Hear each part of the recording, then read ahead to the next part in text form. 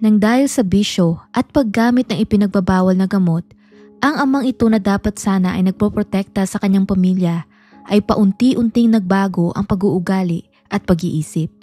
Bilang resulta, siya ay nakagawa ng isang bagay na habang buhay niyang pagsisisihan. Magandang araw at welcome mga kakwentuhan. Sa mga taong mahilig sa mga true stories, true crime at kakaibang kwento, please subscribe and i-turn on ang notification bell para lagi kayong updated sa ating mga video. Simulan na natin ang kwento. Matatagpuan banda sa patungong norte ng probinsya ng Cebu ay ang isang syudad na tinatawag na Naga. Tahanan ito sa mga iilang heavy industries na kilala pa nga ito bilang the Industrial City of the South.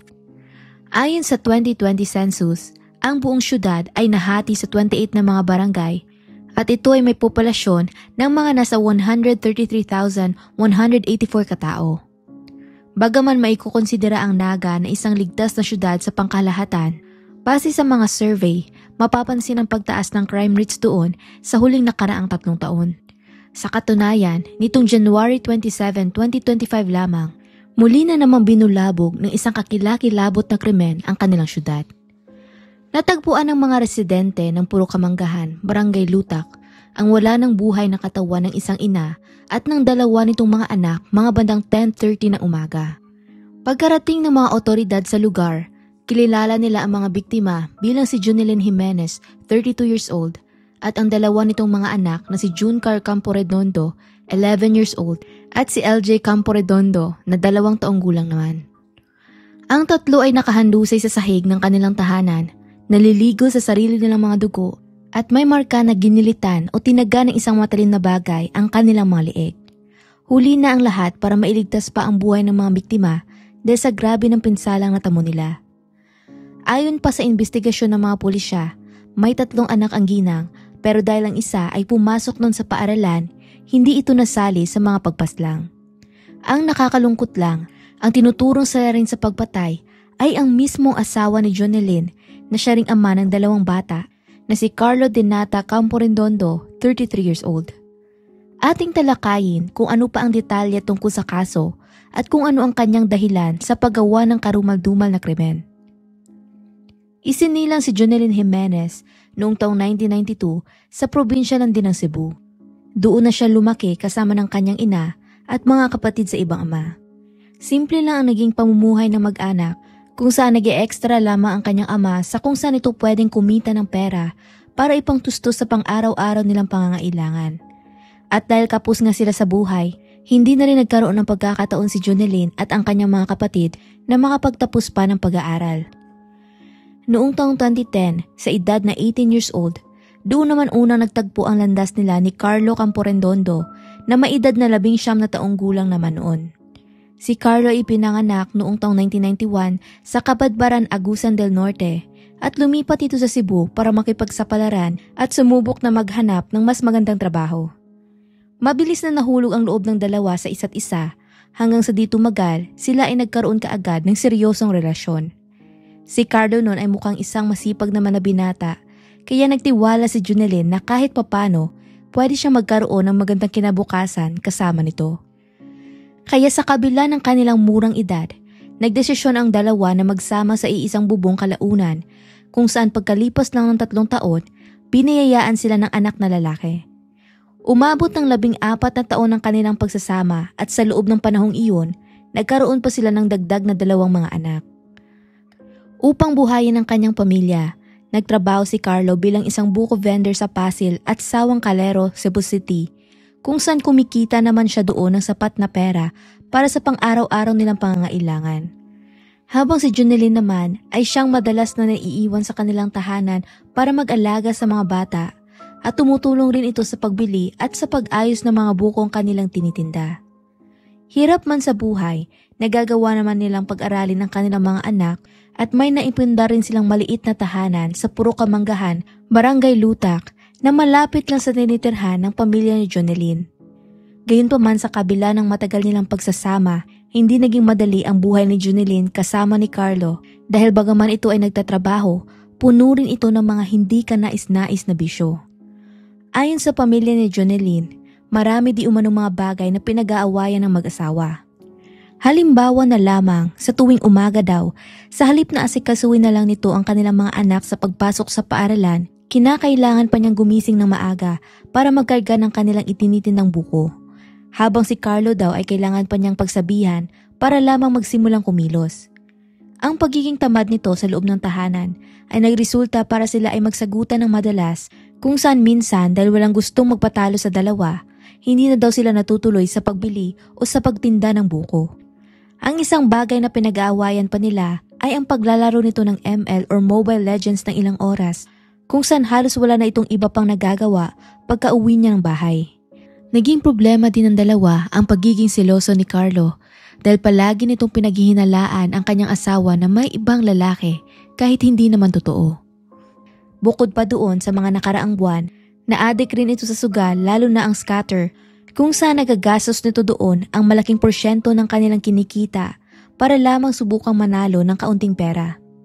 Madalas siyang paalalahanan ng asawa niya na ihinto na ang bisyo pero kagaya ng karaniwan, nauuwi lamang iyon sa pag-aaway. Isa pang hindi magandang ginagawa ni Carlo, nalulung din ito sa paggamit ng iligal na droga na umapekto rin ng lubos sa kanyang ugali at isipan. Mula noon, madalas nitong nasasaktan si Junelyn kung saan naririnig pa nga ng ina nito ang masasakit na salita at pagbabanta ni Carlo sa kanyang anak. May iilang pagkakataon rin na nagsumbong ang 11 years old na anak ng mag-asawa sa kanyang lola na sa tuwing nag-aaway daw ang kanyang mga magulang, madalas na nagbabanta si Carlo na papatayin niya ang mga ito.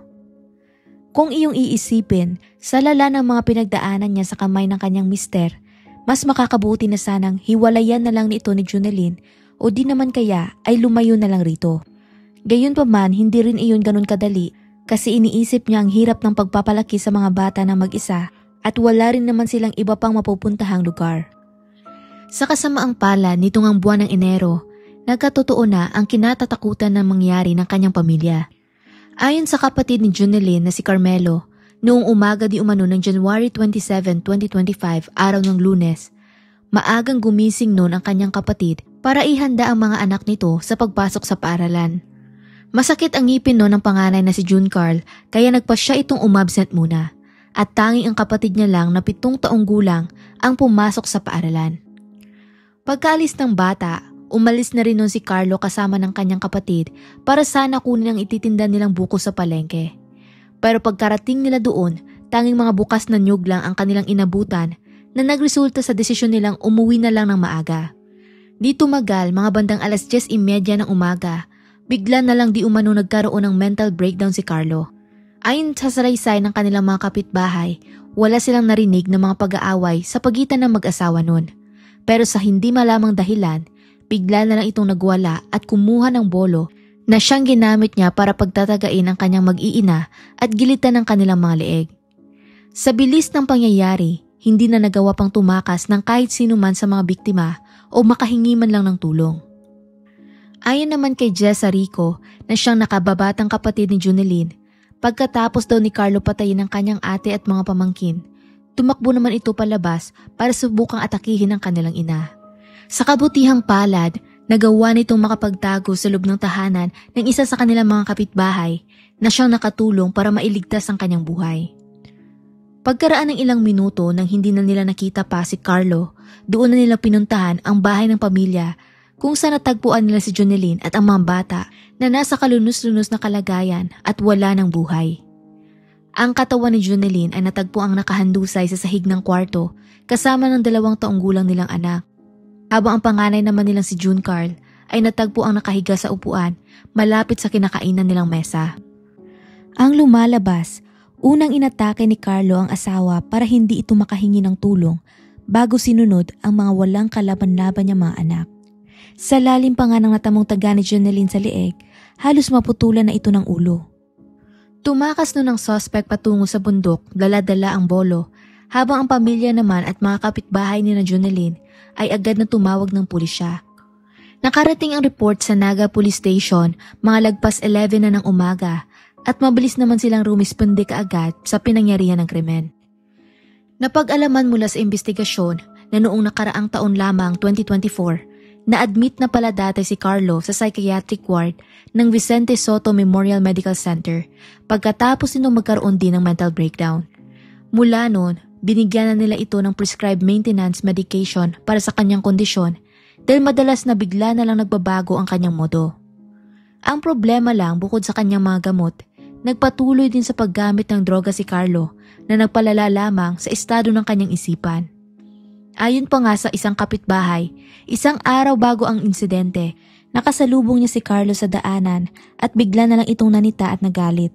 Nagkasagutan daw silang dalawa kung saan pinagbantaan din siya ni Carlo ng masama kaya hindi niya na lang ito pinatulan. Dito pa lamang, klarong ito ay sadyang mapanganib na hindi lamang sa kanyang pamilya kundi maging sa ibang taong kanyang nakakasalamuha. Kaya dahil sa pagiging bayolente ni Carlo lalo na nung nakaraang taon, pinayuhan pa daw ng kanyang mga kapatid si Junilyn na hiwalayan na lamang ito. Subalit dahil hindi naman makagawa ng desisyon ng isa, nanatili muna ito sa tabi ng kanyang mister.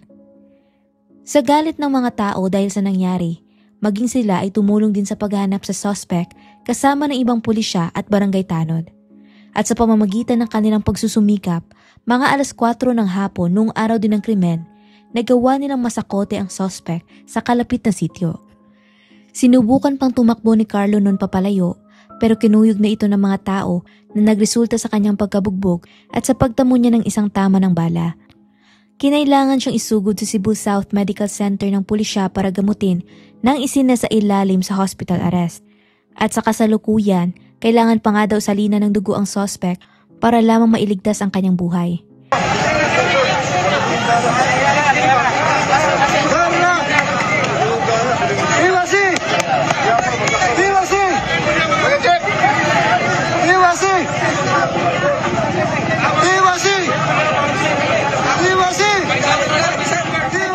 Sa kabila nito, marami pa rin ang sobrang galit sa kanya na sinasabi pa nga ng publiko na mas makakabuti nang mamatay na lamang ito.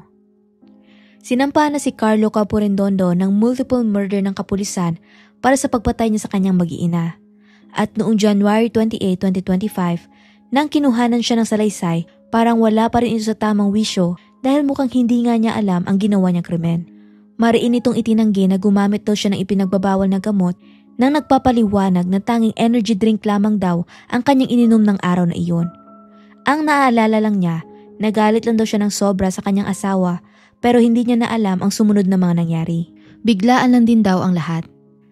Ang trahedyang ito ay umapekto hindi lamang sa pamilya ni Jonelyn kundi pati na rin sa buong komunidad ng Cebu. Lubos sila nagalit sa suspect dahil sa pagkitil nito sa buhay ng kanyang mag-iina para lamang sa mababaw na rason.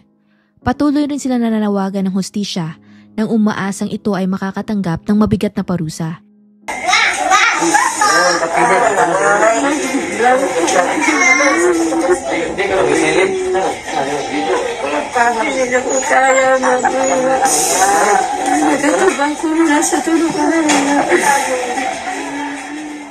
Ang ikinababahala lang nila ay na baka gamitin nitong depensa ang kanyang mental na kalusugan para malusutan ng krimen. Kung ito kasi ay mapapatunayang guilty sa multiple murder, siguradong makakatanggap siya ng parusang habang buhay na pagkakakulong. Pero kung sakaling magagawa ng kanyang depensa na gamitin ng insanity defense, pwedeng mapababa ang kanyang parusa ng maraming taon. Sa ngayon, nakaburo lang sa kanilang barangay ang mga labi ng 3 biktima. Nagpaabot na rin ng tulong ang lokal na gobyerno sa pamilya nang nangangakong sisikapin nilang bigyan ng hustisya ang sinapit na mga ito.